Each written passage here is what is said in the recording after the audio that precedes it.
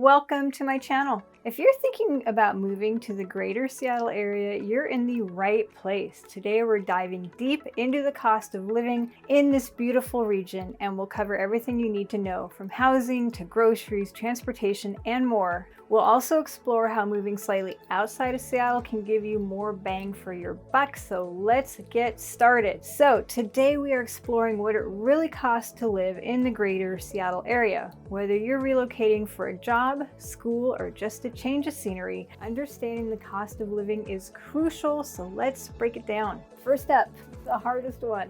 Let's talk about housing. Seattle's housing market is known for being one of the priciest in the country, and it is a significant part of the overall cost of living here. As of 2024, renting a one-bedroom apartment in the city center will set you back around $2,513 per month. If you move a bit further out, that price drops to approximately $2,036. For those needing more space, a 3-bedroom apartment in the city center costs about, you're sitting down, right?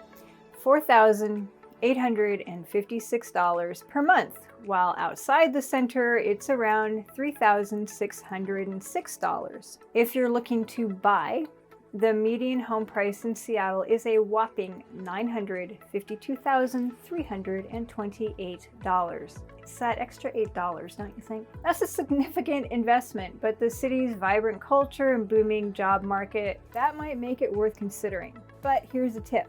If you're willing to commute a bit, you can find more affordable options. In Snohomish County, for example, the median home price is around $695,000, offering a more budget-friendly alternative to living directly in Seattle. Utilities are another important cost to consider. For a standard 915 square foot apartment in Seattle, you can expect to pay about $244 per month for basic utilities, including electricity, heating, cooling if it's available, water, and garbage. This cost is similar in the surrounding areas, though slightly lower in more suburban settings due to different utility providers and possibly being on septic instead of sewer. The cost of groceries in Seattle is about 25% higher than the national average. For instance, a gallon of milk costs around $4.76, a loaf of bread is $4.14, and a dozen eggs will set you back about $4.80. Fresh produce like apples and tomatoes are also on the pricier side, with apples costing about $2.30 per pound and tomatoes being around $2.56 per pound. And you know, I feel I must point out the prices vary wildly. If you want organic milk and you shop at Whole Paycheck Foods, and you're looking at $9 a gallon. You shop at Fred Meyer and you can get a gallon of the Kroger milk for $3.19. So it's all about how you shop.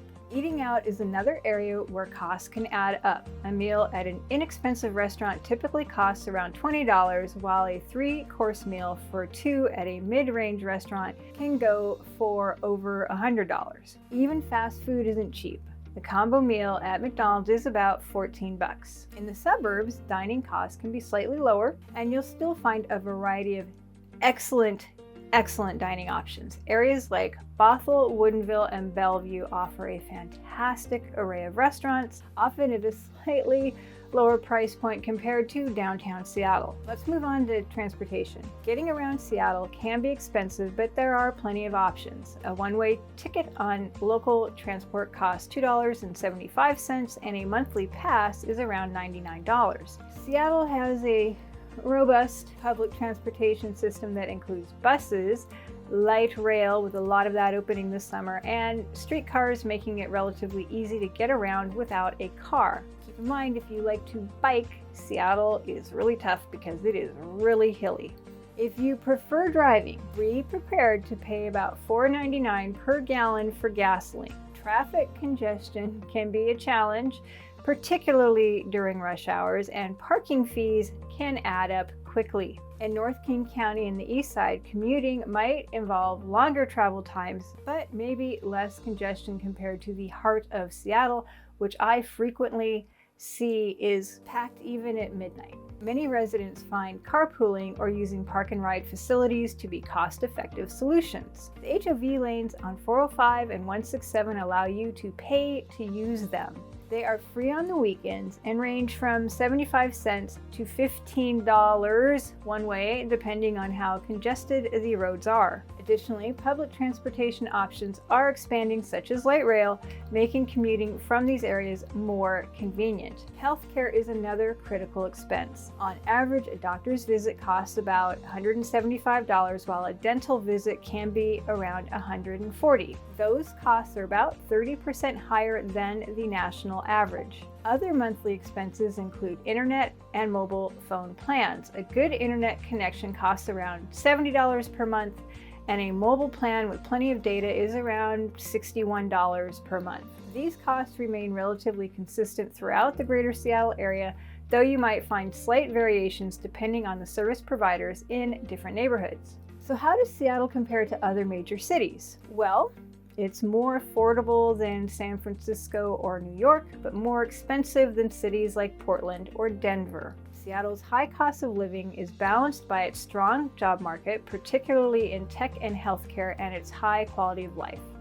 The city offers beautiful scenery, a vibrant cultural scene, and plenty of outdoor activities. If you're considering a move to the greater Seattle area, it's essential to weigh these costs against the benefits. While living in Seattle itself is expensive, moving to surrounding areas like North King County, the East Side, or Snohomish County can provide more affordable options without sacrificing the quality of life.